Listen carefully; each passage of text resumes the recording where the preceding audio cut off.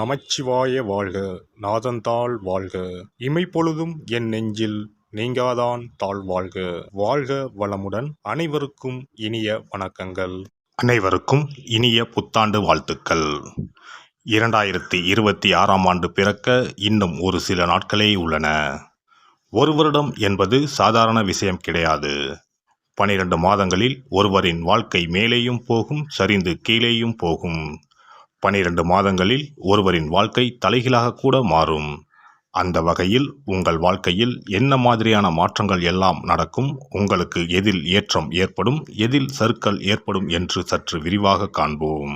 இந்த ஆண்டின் தொடக்கத்தில் கிரகநிலைகள் என எடுத்துக்கொண்டால், குடும்பஸ்தானத்தில் சந்திர பகவானும், சகோதரஸ்தானத்தில் குரு பகவானும், புத்திரஸ்தானத்தில் கேது பகவானும், பாக்கியஸ்தானத்தில் சூரியன், செவ்வாய், புதன், சுக்கிர பகவானும் உள்ளனர். லாபஸ்தானத்தில் ராகு பகவானும் சனி பகவானும் உள்ளனர். குரு பகவான் 5ஆம் பார்வையாக துலாம் ராசியையும், 7ஆம் பார்வையாக தனுசு ராசியையும், 9ஆம் பார்வையாக கும்ப ராசியையும் பார்வையிடுகிறார். சனி பகவான் 3ஆம் பார்வையாக மேசராசியையும், 7ஆம் பார்வையாக சிம்ம ராசியையும், 10ஆம் பார்வையாக விருச்சிக ராசியையும் பார்வையிடுகிறார். இந்த கிரகங்களின் அமைப்பு மற்றும் பார்வையினால் உங்கள் வாழ்வில் ஏற்படும் சுப மற்றும் அசுப பலன் என்ன என்பதனையும், அசுப பலன் ஏற்படுமாயின் ராசிக்காரர்கள் செய்ய வேண்டிய பரிகாரம் என்ன, வழிபட வேண்டிய தெய்வம் யார் என்பதனை பற்றியும் முழுமையாக காண்போம். பிறக்கப் போகும் இந்த புது வருடம் உங்கள் வாழ்வில் வளமும் நலமும் செல்வ செழிப்பும் பெற்று வாழ்வில் உயரிய நிலையை அடைய எல்லாம் வல்ல எம்பெருமானை வேண்டி விரும்பி கேட்டுக்கொள்கிறேன். எந்த ஒரு விஷயத்திலும் முன்னின்று செயல்படும் சிம்மராசி நண்பர்களே, இந்த வருடம் மனதிற்கு மகிழ்ச்சியான செய்திகள் கிடைக்கும். செய்யும் முயற்சிக்கு உண்டான அனுகூலங்கள் ஏற்படும். குடும்ப உறுப்பினர்களின் கருத்துக்களுக்கு மதிப்பளித்து செயல்படவும். தன வரவுகள் அதிகரிக்கும். மற்றவர்களின் ஆலோசனைகள் சில நேரங்களில் தெளிவினை ஏற்படுத்தும். கணவன் மனைவி இடையே புரிதல் ஏற்படும். குழந்தைகளின் தேவைகளுக்காக சில செலவுகளை செய்ய வேண்டி இருக்கும். சொத்துக்கள் சம்பந்தமாக அனுகூலமான செய்திகள் கிடைக்கும். வழக்கு விஷயங்கள் சாதகமாக முடியும். பலதரப்பட்ட மக்களின் அறிமுகங்கள் ஏற்படும். உடல் சோர்வுகள் நீங்கி புத்துணர்ச்சியுடன் செயல்படுவீர்கள். எதிலும் விழிப்புணர்வுடன் செயல்படுவது தேவையற்ற விரயங்களை குறைக்கும். பயணங்கள் மூலம் புதிய அனுபவங்கள் ஏற்படும். உத்தியோகஸ்தர்களை பொறுத்தவரை இந்த ஆண்டு உத்தியோகத்தில் இருந்து வந்த நெருக்கடியான சூழல்கள் மறையும். எதிர்பாராத திடீர் பயணங்கள் மூலம் புதிய அனுபவங்கள் கிடைக்கும். திட்டமிட்ட பணிகளை முடிப்பதில் இழுபறியான சூழல் ஏற்படும். சக ஊழியர்கள் மத்தியில் மதிப்புகள் உயரும். எதிர்பார்த்த சில கடன் உதவிகள் கிடைக்கும். வியாபாரிகளை பொறுத்தவரை இந்த ஆண்டு வியாபாரத்தில் இருந்து வந்த தடுமாற்றங்கள் மறையும். மனதளவில் புதிய தன்னம்பிக்கை பிறக்கும். பேச்சுகளில் கவனம் வேண்டும். வியாபாரத்தில் புதிய திட்டங்களை உருவாக்குவீர்கள். பொருட்களை வாடிக்கையாளர்களுக்கு அனுப்பும் பொழுது சற்று கவனத்துடன் செயல்பட வேண்டும். பெண்களை பொறுத்தவரை வெளிநபர்களின் கருத்துக்களால் சில நேரங்களில் மன சஞ்சலங்கள் உருவாகும். குழந்தைகளிடத்தில் விட்டு கொடுத்து செயல்படவும். பூர்வீக சொத்துக்களால் சில விரயங்கள் உண்டாகும். விலை உயர்ந்த பொருட்களின் சேர்க்கை குறித்த எண்ணங்கள் அதிகரிக்கும். அரசியல்வாதிகளை பொறுத்தவரை இந்த ஆண்டு தேவையற்ற அலைச்சல்கள் அதிகரிக்கும். உடன் இருப்பவர்களின் எண்ணங்களை புரிந்து செயல்படுவது நல்லது. மற்றவர்களின் தேவைகளை அறிந்து செயல்படுவீர்கள். விலகிச் சென்றவர்களை சந்திப்பதற்கான சூழல்கள் உருவாகும். தனிப்பட்ட விஷயங்களை பகிர்வதை தவிர்ப்பது நன்மையை தரும். கலைஞர்களை பொறுத்தவரை எதிர்பாராத சில அலைச்சல்கள் உருவாகும். வரவுக்கேற்ப செலவுகளும் ஏற்படும். இருப்பிட மாற்றம் குறித்த எண்ணங்கள் மனதளவில் அதிகரிக்கும். விமர்சன கருத்துக்கள் அவ்வப்போது தோன்றி மறையும். சக கலைஞர்களிடத்தில் விவேகத்தை கையாள்வது நன்மையை தரும். மாணவர்களை பொறுத்தவரை இந்த ஆண்டு கல்வியில் இருந்து வந்த ஆர்வமின்மை குறையும். மனதில் புதிய தேடல்கள் பிறக்கும். விளையாட்டுகளில் திறமைகளை வெளிப்படுத்துவீர்கள். நண்பர்களிடத்தில் ஆடம்பரமான பேச்சுக்களை தவிர்க்கவும். உடல் ஆரோக்கிய பிரச்சனைகள் குறையும். மனதளவில் புதிய நம்பிக்கை பிறக்கும். இந்த வருட கிரக அமைப்புகள் அடிப்படையில் சிம்மராசி அன்பர்களுக்கு மனதளவில் இருந்து வந்த கவலைகள் விலகும். எதிர்பாராத சில பணவரவுகள் உருவாகும்.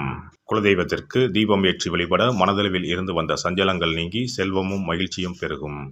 சிறப்பு தொகுப்பு. புத்தாண்டு அன்று செல்வம் பெருக நாம் என்ன செய்ய வேண்டும் என்பதனை பற்றி காண்போம். புத்தாண்டு அன்று நாம் சில விஷயங்களை செய்வதன் மூலம் வீட்டில் செல்வ செழிப்பும் அதிர்ஷ்டமும் மகாலட்சுமி கடாட்சமும் உண்டாகும். ஆகையால் புத்தாண்டு அன்று அதிர்ஷ்டம் தரக்கூடிய வகையில் சில விஷயங்களை கட்டாயம் செய்ய வேண்டும். இன்னும் சில நாட்களில் 2026ஆம் ஆண்டு பிறக்கப் போகிறது. அதாவது ஜனவரி 1/1/2026 அன்று கோவிலுக்கு செல்வது, தானம் செய்வது, புது ஆடை அணிவது மற்றும் வீட்டிற்கு தேவையான பொருட்களை வாங்குவது என பலவற்றை செய்வதன் மூலம் நற்பலன்களை பெற முடியும். பொதுவாக பெரும்பாலான வீடுகளில் எதிர்மறையான எண்ணங்கள் எப்போதும் இருந்து கொண்டே இருக்கும். இதனால் வீட்டில் அதிர்ஷ்டம் என்பதே இருக்காது. முக்கியமாக குடும்பத்தில் மகிழ்ச்சி என்பதே இருக்காது. இவை அனைத்திற்கும் தீர்வு கடவுள் வழிபாடு ஒன்றே ஆகும். கடவுளுக்கு உரிய பொருட்களை வாங்கி வழிபடுவதன் மூலம் வீட்டில் நேர்மறை ஆற்றல் பெருகி குடும்பத்தில் மகிழ்ச்சியும் செல்வ செழிப்பும் உண்டாகும்.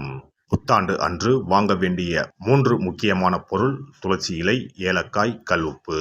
துளசி இலை, ஏலக்காய், கல்உப்பு ஆகிய 3ம் மகாலட்சுமியின் அம்சம். ஆகையால் வருடத்தின் முதல் நாள் அன்று மேற்கூறிய 3 பொருட்களை வாங்குவதன் மூலம் வீட்டில் செல்வ செழிப்பு உண்டாகும். துளசி இலையை வாங்கி வந்து பூஜை அறையில் பெருமாளுக்கும் ஆண்டாளுக்கும் வைத்து வழிபட வேண்டும். அடுத்து ஏலக்காய் வாங்கி வந்து பூஜை அறையில் விளக்கின் அருகில் வைத்து வழிபட வேண்டும். செல்வ செழிப்பு உண்டாக்குவதில் கல்உப்பு முக்கியமான பொருளாகும். ஆகையால் கல்உப்பை வாங்கி கட்டாயமாக பூஜை அறையில் வைத்து வழிபட வேண்டும். வாங்க வேண்டிய பிற பொருட்கள் என எடுத்துக்கொண்டால் மல்லிகைப்பூ, மஞ்சள், குங்குமம், சர்க்கரை, இனிப்பு, பசும்பால், குத்துவிளக்கு ஆகியவற்றையும் வாங்கலாம். புத்தாண்டு அன்று அதிகாலை எழுந்து குளித்து பிரம்ம முகூர்த்தத்தில் பூஜை அறையில் விளக்கேற்றி வழிபட வேண்டும். அடுத்து கோவிலுக்கு சென்று அபிஷேக பொருள் வாங்கி கொடுத்து தரிசனம் செய்ய வேண்டும். முக்கியமாக புத்தாண்டு அன்று ஏழை எளியவர்களுக்கு தானம் செய்ய வேண்டும். மேலும் அறுசுவை உணவுகளை சமைத்து கடவுளுக்கு படையலிட்டு வழிபடுவது நல்லது. புத்தாண்டு அன்று பிறருக்கு கடன் தரக்கூடாது. நல்ல நாட்கள் மற்றும் விசேஷ நாட்களில் பிறருக்கு கடன் கொடுப்பதன் மூலம் வீட்டில் அதிர்ஷ்டம் குறையும். ஆகையால் சுப நாட்களில் பிறருக்கு கடன் அளிப்பதை முற்றிலும் தவிர்த்து விடுங்கள். புத்தாண்டில் நமக்கு நன்மைகள் அதிகம் நடைபெற வேண்டும். 2025ஆம் ஆண்டில் சந்தித்த பிரச்சனைகள், துன்பங்கள், போராட்டங்கள், கஷ்டங்கள் ஆகியவற்றில் இருந்து விடுபட வேண்டும் என்பதே அனைவரின் விருப்பம். புத்தாண்டு பிறப்பதற்கு முன் எந்தெந்த பொருட்களை நம்முடைய வீட்டில் இருந்து அகற்ற வேண்டும், இவற்றை வீட்டில் வைத்திருப்பதால் என்னென்ன பாதிப்புகள் ஏற்படும் என்பதையும், இவற்றை அகற்றுவதால் புத்தாண்டில் என்னென்ன நன்மைகளை பெற முடியும் என்பதை பற்றியும் தெரிந்து கொள்வோம். வீட்டில் இருந்து உடைந்த அல்லது சேதமடைந்த பொருட்களை அகற்றுவதால் அதிர்ஷ்டங்கள் ஏற்படுவதில் இருந்து விடுபடலாம். இவைகள் எதிர்மறை ஆற்றல்களை எளிதில் ஈர்க்கக்கூடியவையாகும்.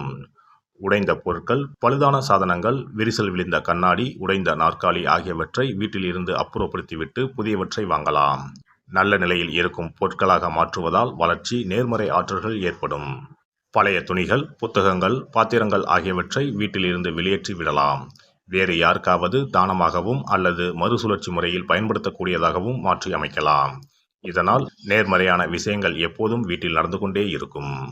தேங்கிய நீர், காய்ந்த பூக்கள் ஆகியவற்றை வீட்டில் இருந்து தூக்கி எறிவதால் எதிர்மறை ஆற்றல்கள் வீட்டில் பரவுவதை தடுக்கலாம். புதிதாக இருக்கும் மலர்கள், புதிய தண்ணீர் ஆகியவற்றால் வீட்டில் எப்போதும் புத்துணர்ச்சி நிறைந்திருக்கும், மகிழ்ச்சி மலரும்.